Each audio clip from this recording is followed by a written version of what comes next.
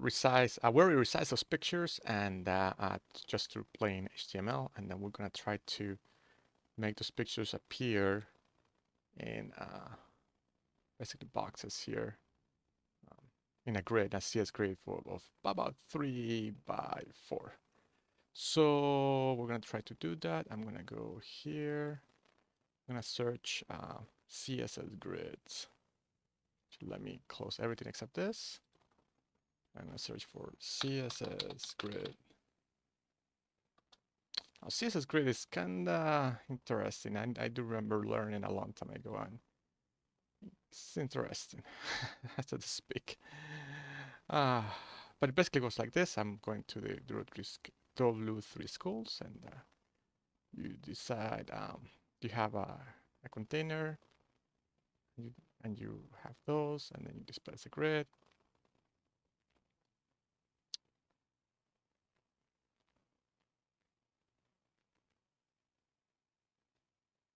What I don't remember though is how do you specify how many columns?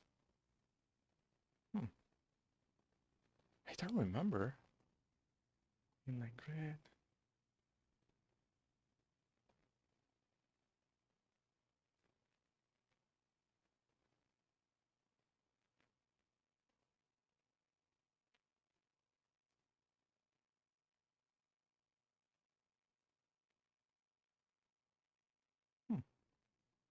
That is very interesting.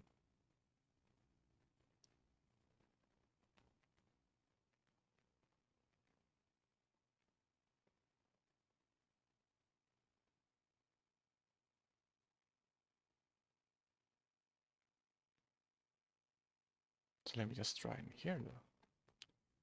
Try yourself.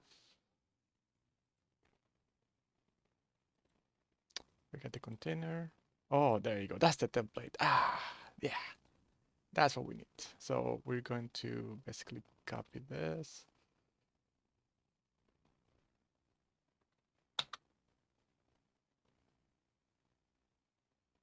I don't remember the grid item. Copy this here.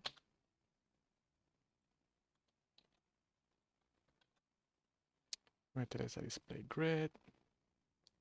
3 columns. I need a background color. And probably just a little bit of padding. 8 pixels. And then we need our container.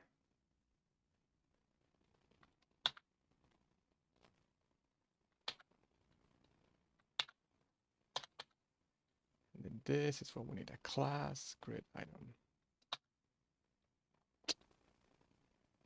Oh, actually, we don't need that. Let's see what happens.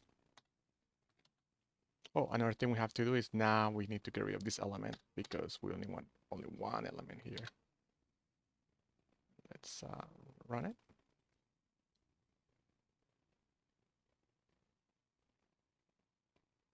So finish running. Let me check. Let me refresh this. Oh, well, that was interesting. I did not expect that. Let's see.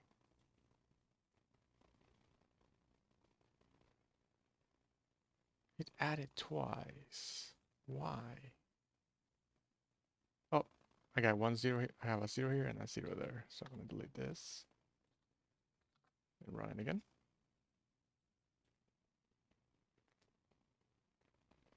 It finished running. So let's see. So I should have 1. Ha! You see this? I need to filter that out. So I'm going to fix that. Because we do not want to, we only want to get files that end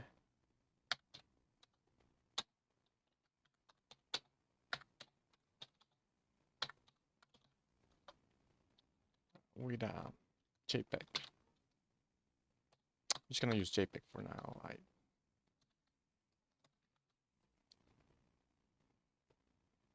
Later on we might change our minds, but this is for pictures, so it's gonna be JPEG for now. So, oh, there you go. So we have the grid. And if we do the inspect, we right click on inspect. If I remember correctly, there was one.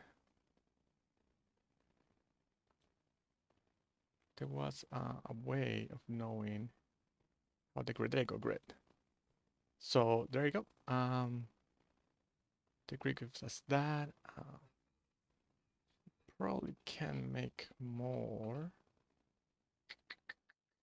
Let's see. 4 times 1/2 is obviously, shouldn't even have to do that, 6 inches. So I do need 4 of them instead.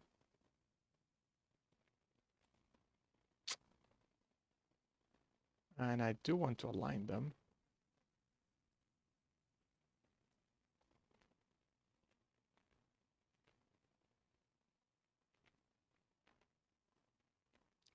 Man, there was a, I do remember there was a way of aligning it inside the grid. Just need to remember. CSS Grid, center item.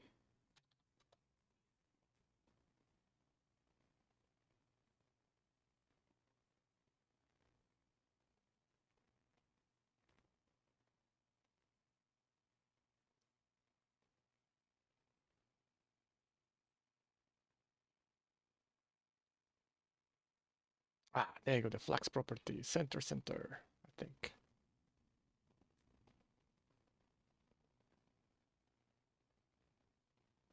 Yeah, grid item.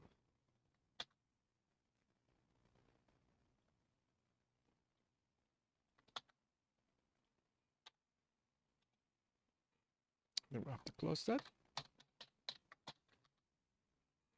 And then we'll have to tell it that we want grid item to be flex.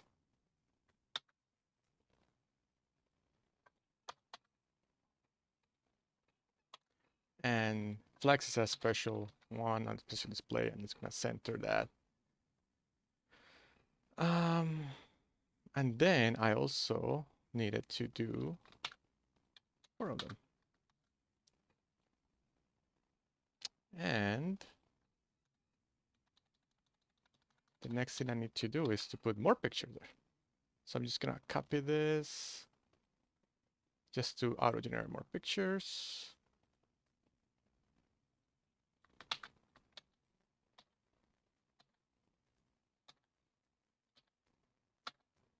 Let's see what happens.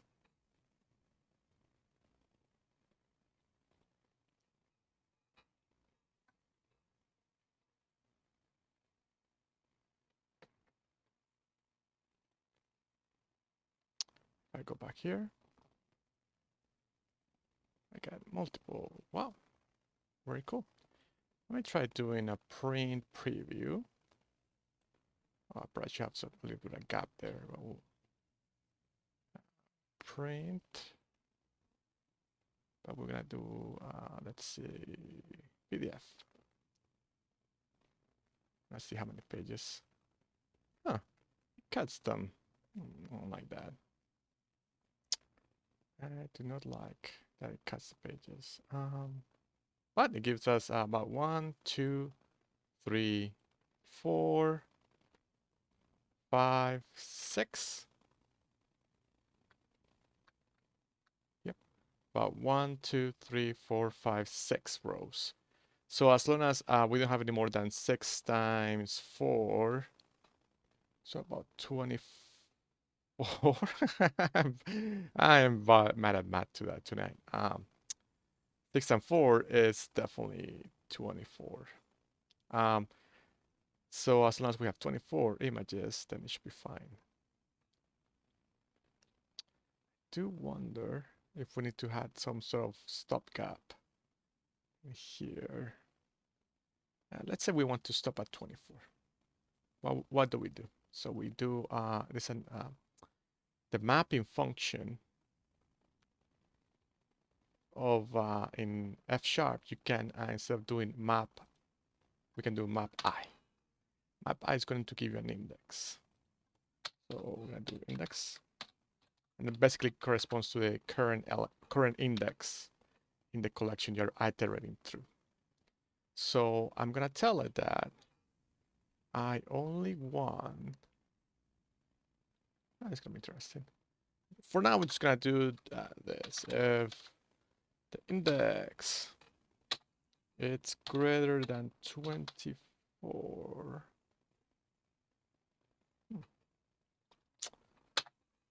Index 24 equals 0. Then it's gonna, then I need to output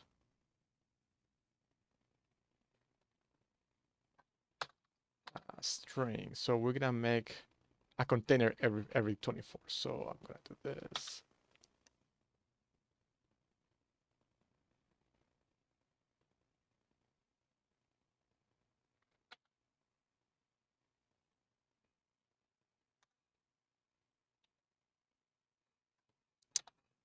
If the index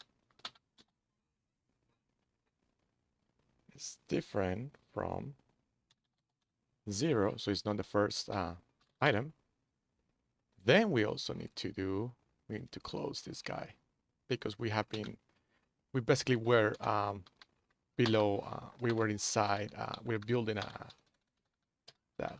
Actually, there is an even much better way of doing this, and that's by doing something called sequence chunk, I believe. Do this. Let me comment this for now.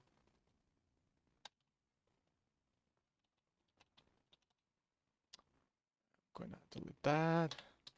Instead of doing it that way, I'm gonna still map it, but what I'm gonna do is I'm gonna tell it that I want to window it. I think it's called window chunk. Is it chunk or window? Maybe it's chunk. Chunk by size. Divides the input sequence into chunks of size at most chunk size. So we want 24 of them. So now we have an array of arrays.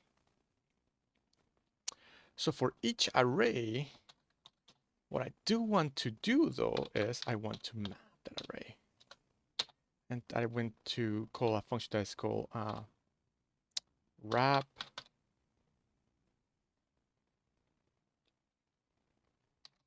with container. And what's that's gonna happen? What's gonna do is given, we're gonna call it divs, and that's an array of strings, sequence of strings, I believe. So given that, I'm going to tell it that I want to wrap it like that.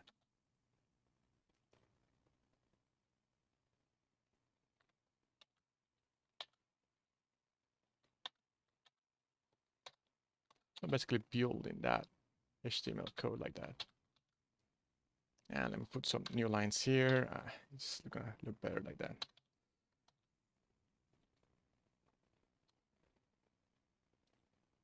So now our result is still that.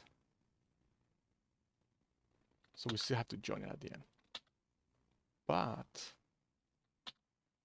it's gonna be containers. Create containers. So let's see what happens.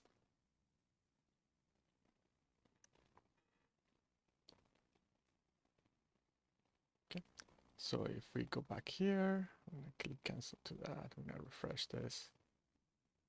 Huh. Well, that's interesting. I don't like that at all. Let's see what the code looks like. So we got our first container. Oh, I know why. I forgot to delete this because we don't need this anymore. Let's run it again.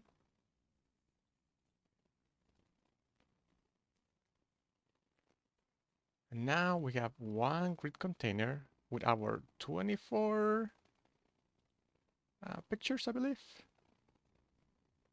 And then another grid container with the rest of the pictures. And let's see how it looks. So it looks continuous in a screen.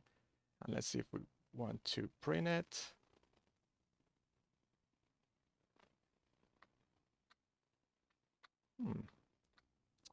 Still not liking it. 1, 2, 3, 4, 5, 6. Let's do how CSS how to force page break.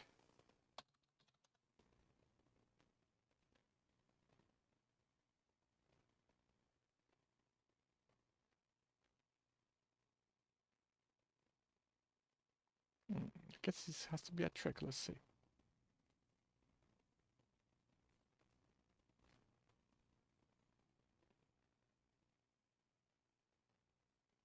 Page break before property adds a page break before the element to which it is applied.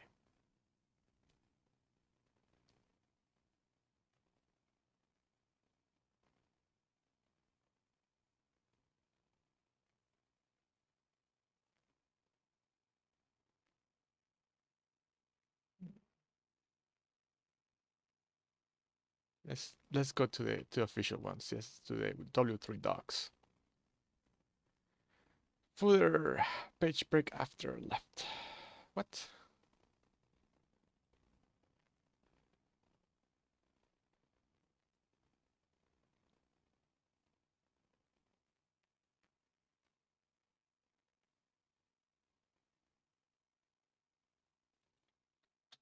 Okay, so we do always.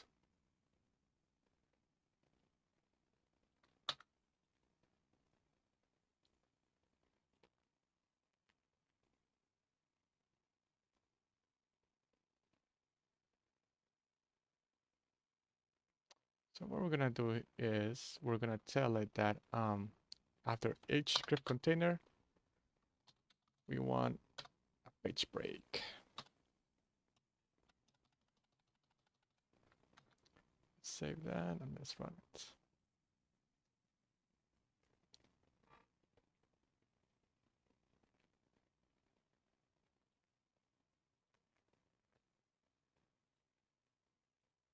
Let's refresh it.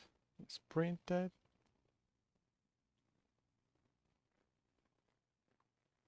There you go. Our neat page break. So we got 1, 2, 3, 4, 5, 6.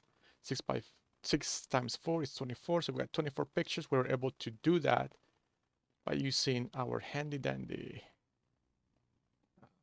chunk by size function in F#. We had the collection, just chunk it by 24, and then we start working with those chunks with this function. We mapped those chunks using a function that took that sequence of strings and wrapped them around. And that's it. Thank you so much. And I hope you have a great night. Thank you. Bye.